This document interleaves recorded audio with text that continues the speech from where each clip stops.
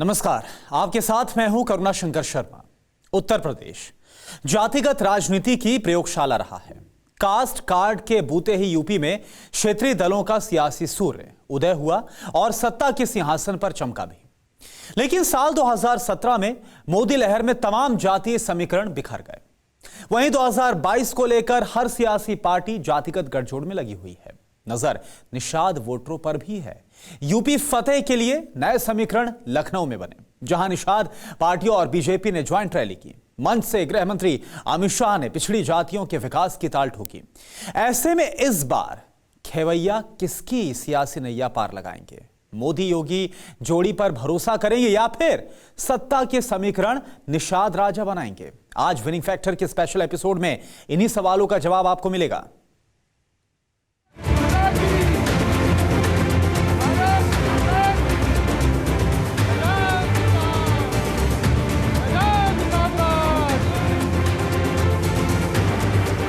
आज जो सरकारें चली, सपा बसपा बसपा सपा, इन्होंने जो भी आया अपनी जाति का काम किया, निषाद समाज का काम किया क्या और अन्य पिछड़ी जातियों का काम किया क्या? भारतीय जनता पार्टी जो कहती है तो करके दिखाती है। भी निषाद भारत का निषाद समुदाय का अनुयायी कोई भी होगा, वह सबसे अधिक प्रसन्न हुआ होगा जिस दिन प्रधानमंत्री मोदी जी ने अयोध्या में भगवान राम के भव्य मंदिर का शिलान्यास किया था। सबसे ज्यादा झूठ बोलने वाला अगर कोई राजनीति में दल है तो वो भारतीय जनता पार्टी है। भारतीय जनता पार्टी से बड़ा झूठ कोई पार्टी बोल नहीं सकती। योगी जी ने सबसे बड़ा काम किया है, उत्तर प्रदेश से माफियाओं को और गुंडों को उखाड़ कर फेंक देने का काम किया है। यूपी की पॉलिटिकल पिच पर मुद्दों के बाउंसर फेंके जा रहे हैं। जातीय समीकरण का जोर है, लेकिन वोट कहां स्विंग करेगा? यूपी में ब्राह्मण, दलित और मुस्लिम वोटरों के साथ सियासत के सेंटर में निषाद समाज भी है। लखनऊ के रमाबाई अंबेडकर पार्क में बीजेपी और निषाद पार्टी की ज्वाइंट रैली हुई। जातीय समीकरण दुरुस्त कर बीजेपी 2017 जैसा इतिहास दोहराना चाहती है। अरे सपा बसपा की बुआ भतीजे की सरकारें माफियाओं का संरक्षण करती थी। योगी आदित्यनाथ के नेतृत्व में सारे माफिया उत्तर प्रदेश छोड़कर पलायन कर गए। मित्रों, पलायन।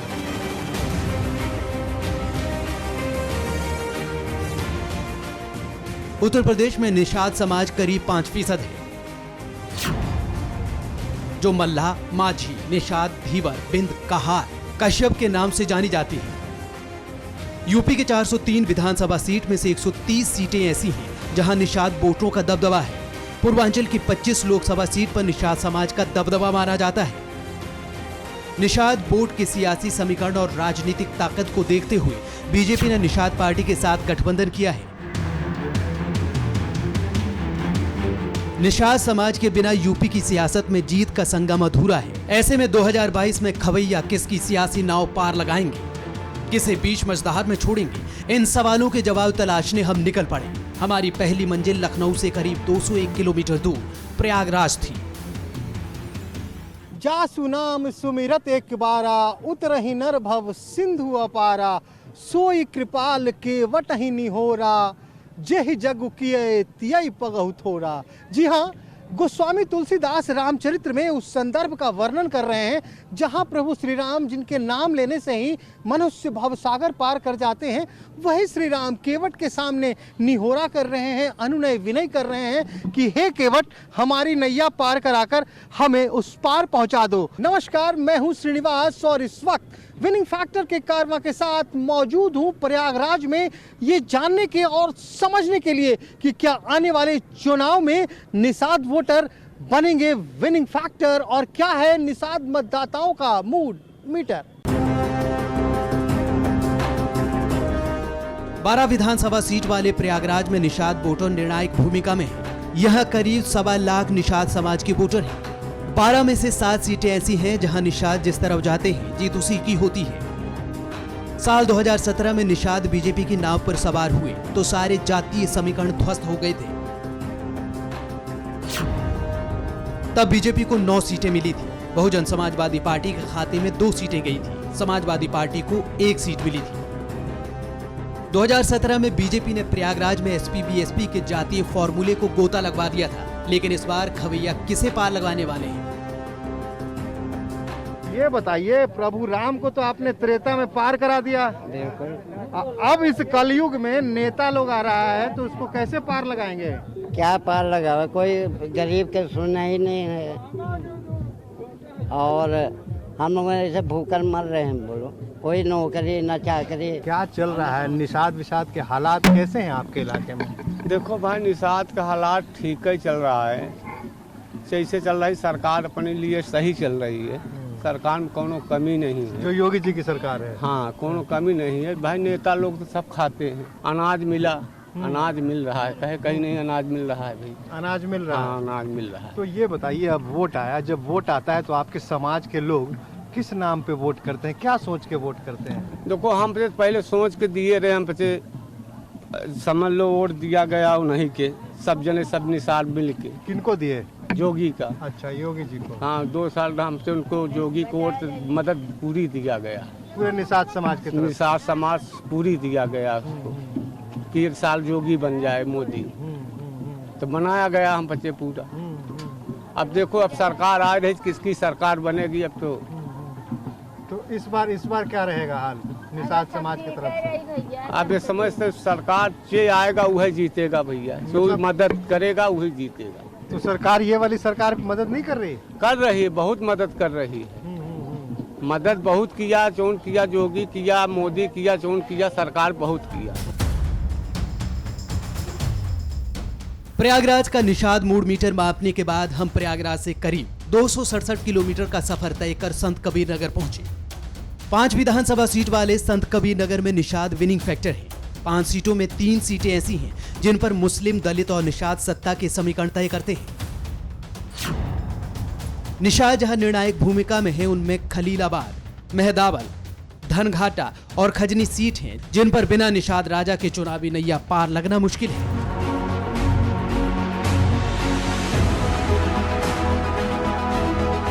संत कबीर नगर के मगहर में कबीर जी की समाधि है। मगहर मल्लाहों का मरकज माना जाता है। मल्लाह जाति के बंधन में बंधकर वोट करेंगे या मुद्दा विकास का होगा? इन सवालों का जवाब मगहर में ही मिला, जो मल्लाहों की सबसे बड़ी बस्ती है। अभी बताइए नरसिंह भाई, क्या माहौल है गांव में, मगहर में? माहौल हम अपने पार्टी से रहेंगे। आपका कौन सा पार्टी? नरसिंह पार्टी। संजय निषाद। अरे बाप रे, संजय निषाद। संजय निषाद। हाँ। उनसे मिले हैं आप? मिलने हैं, जब आते हैं तो मिलते हैं। कहाँ और तो उनके रैली में गए हैं। रैली में जाते हैं? रैली में जाते हैं तो वहाँ रैली में चना चबेना, भोजन पानी का इंतजाम रहता है? सब होता नहीं, अपने तरफ से करते लेते हैं, अपने तरफ से अपने कर लेते हैं। अच्छा, तो ये बताइए कि कैसा चल रहा है सरकार अभी उत्तर प्रदेश में? हम लोग तो वही में जैसे रहेंगे, हम पार्टी में रहेंगे। ना पार्टी में तो रहिएगा। अभी योगी जी का सरकार कैसा चल रहा है? क्या चल रहा है, हम लोग का कौन लाभ है नहीं है। तो किसको लाभ है? क्या किसका, हम लोग को कबूनो लाभ नहीं है। संजय जी को तो बड़ा लाभ है, संजय निषाद को, उन्हीं के साथ हैं, बड़ा लाभ है उनको। तो उनके साथ पूरा छान के मलाई ले रहे हैं। निकाल ले रहे हैं का ले रहे हैं, बाकी हम लोग पार्टी और से रहेंगे। उन्हीं के साथ जाना है भाई, कुछ नहीं मालूम, उन्हीं के साथ जाना है। आगे चलिए। 2017 में संत कबीर नगर में तमाम जातीय समीकरण फ्लॉप रहे। मोदी लहर में मल्लाहों ने बीजेपी पर भरोसा जताया। सभी सीटों पर बीजेपी ने कब्जा जमाया था। तब बीजेपी के खाते में 3 सीटें गई थी। अब सवाल ये है कि 2022 में केवट कहां जाएंगे? 2017 में मोदी योगी का साथ देंगे या फिर किसी और नैया पर सवार होंगे? क्या चल रहा है माहौल चुनाव का? आप लोग तो युवा हैं, क्या चल रहा है? देखिए, जहाँ हमारे राष्ट्रीय अध्यक्ष सब रहेंगे। अरे आपके कौन से राष्ट्रीय अध्यक्ष? माननीय डॉक्टर संजय कुमार निषाद पार्टी की। एक बार हाँ। जहाँ वो रहेंगे हम लोग के साथ रहेंगे। वो हमारे अगुआ है हमारे समाज के, जहाँ वो कहेंगे उनके साथ रहेंगे हम लोग। बाकी अपना कोई मुद्दा नहीं है। एससी का जो है ना चल रहा है, रक्षा वाला मुद्दा, हम लोग एससी का सर्टिफिकेट जारी कर दीजिए। तो एससी का सर्टिफिकेट जारी कर दीजिए। तो साथ में ही तो थे अभी 5 साल 4.5 साल से, अभी सरकार में ही थे आपके डॉक्टर संजय कुमार निषाद। क्या किए, कुछ किए? अभी देखिए चल रहा है उस चीज में बातचीत चल रहा है। कुछ किए या नहीं किए, लेकिन 2017 में बेटा को एक बार एमपी बनाए सपा बसपा से, फिर वहां से खेला किए, फिर भाजपा से एमपी बनाए, एकदम बिना पेंदा टाइप से लुढ़क रहे हैं इधर से उधर, उधर से इधर। देखिए अकेले एक सांसद बनाने से कुछ नहीं फर्क, जब तक अपना नई सरकार बनेगी तब तक कुछ नहीं मुद्दे का हल होने वाला है। तो मतलब पूरा एकदम कह रहे हैं कि मुख्यमंत्री संजय निषाद बन जाएंगे? जी जी, इतना शक्ति है निषादों में? हाँ बिल्कुल एकदम शक्ति है। आरक्षण निषादों के लिए बड़ा मुद्दा है। 1992 में समाजवादी पार्टी ने वजूद में आते ही निषादों को पिछड़ा वर्ग से अनुसूचित जाति में शामिल करने की कोशिश की। 2007 में मायावती की जीत का फैक्टर आरक्षण की गारंटी रहा, लेकिन 2012 तक बहन जी वादे पूरे नहीं कर पाए। ऐसे में निषाद बीएसपी से छटक कर साइकिल पर सवार हुए, कारवां चलता रहा। 2017 में सत्ता बीजेपी के हाथ आई, लेकिन अब भी आरक्षण का मामला अदालत में अटका है। ऐसे में क्या निषादों को बीजेपी कबूल है? इसका अगला जवाब हमें संत कबीर नगर से सटे गोरखपुर में मिला।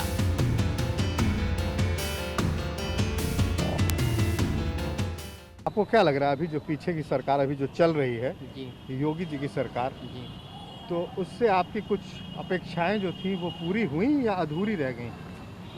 कुछ पूरी भी हुई हैं, कुछ अधूरी भी हैं, लेकिन ज़्यादातर पूरी हुई हैं और उम्मीद है कि जो अभी बाकी है वो अगली सरकार में पूरी। तो डॉक्टर संजय निषाद हैं यहाँ पे? कुछ दिग्गज नेता हैं पार्टी के, जैसे जयप्रकाश निषाद जी हुए हैं, महाराज जी इनको दायित्व दिए हैं, राज्यसभा सांसद का ये सदस्य हैं। तो मतलब आपको लग रहा है कि संजय निषाद इतने प्रभावी नहीं रहेंगे? नहीं, ऐसा नहीं है कि सब अपनी जगह ठीक है, लेकिन चलिए भैया, ये कह रहे हैं कि मुतमईन हैं अभी योगी जी की सरकार से, गोरखपुर के ही हैं योगी जी, तो ये मुतमईन है उनसे, लेकिन ये भी कह रहे हैं कि जब मैंने संजय निषाद की बात की तो कह रहे हैं कुछ उधर भी जाएंगे, कुछ इधर भी जाएंगे।